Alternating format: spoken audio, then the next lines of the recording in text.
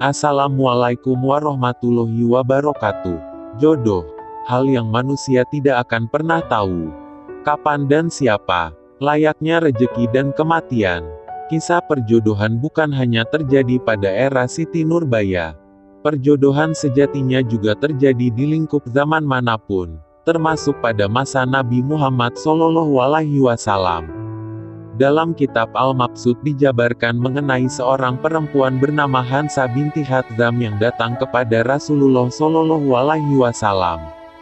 Kedatangan Hansa kepada Rasul dilandasi gundah gulana atas keputusan ayahnya yang hendak melakukan perjodohan dengan lelaki yang tak dikehendakinya. Ketika menghadap Rasulullah SAW, Hansa menceritakan, ayahnya memaksa untuk menikah dengan lelaki yang masih ada hubungan sanak saudara. Rasulullah kemudian meminta Hansa untuk menuruti kemauan ayahnya. Meski begitu, Hansa mengatakan kembali bahwa dia tak menghendaki perjodohan tersebut lantaran sudah ada orang yang ia cintai. Mendengar hal ini, Rasulullah kemudian berkata, "Kalau begitu, pergi dan nikahilah orang yang engkau cintai." Dari dua imbauan yang dianjurkan Rasulullah, ada hikmah yang bisa dipetik. Yang pertama adalah bagaimana seorang anak perlu mendengarkan perintah orang tua. Meski demikian, keinginan hati dalam perkara memilih pasangan hidup merupakan kebebasan yang harusnya tak dapat diintervensi secara berlebih. Dalam Islam, laki-laki dan perempuan memiliki hak yang sama dalam memilih.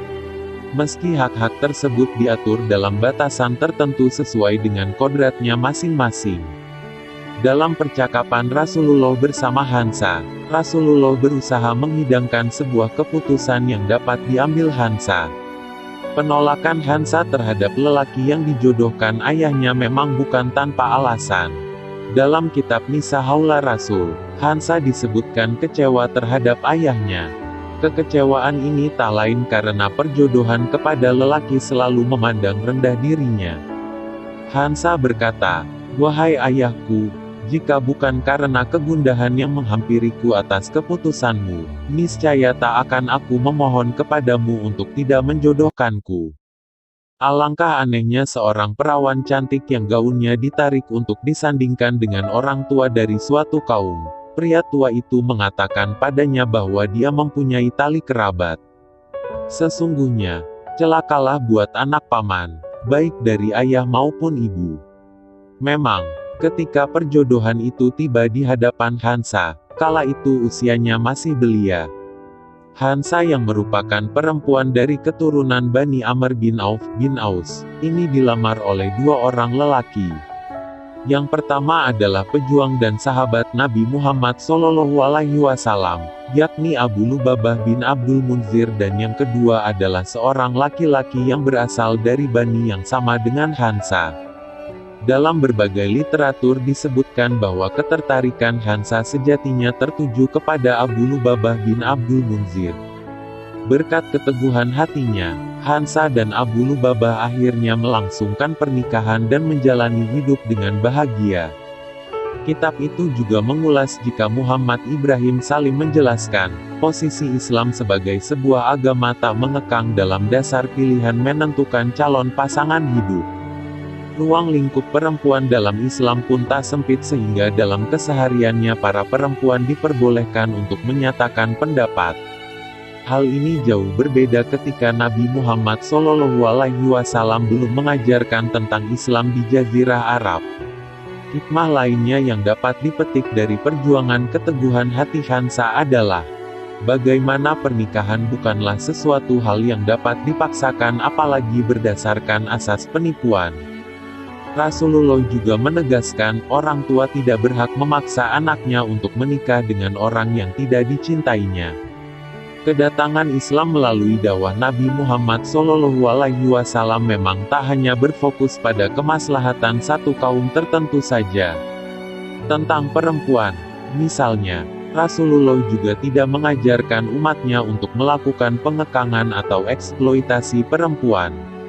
Padahal, sebelum Islam datang, tak sedikit perempuan yang dihitung sebagai setengah manusia. Dalam kasus perceraian, misalnya, Islam memberikan ruang kepada perempuan untuk dapat menuntut haknya. Ketika seorang suami hendak memutuskan perceraian dengan istrinya dan hendak melakukan senggama, maka sang suami diwajibkan membayar setengah mahar yang sebelumnya telah ditentukan. Namun, ketika sang suami menggauli istrinya setelah perceraian, mahar yang dibayarkan harus secara penuh.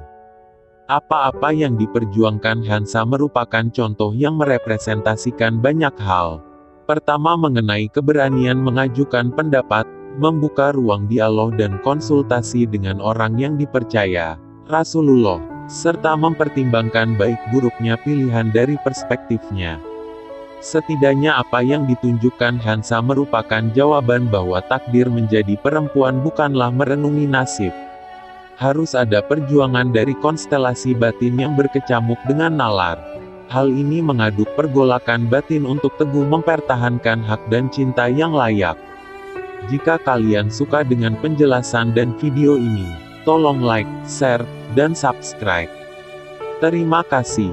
Wassalamualaikum warahmatullahi wabarakatuh.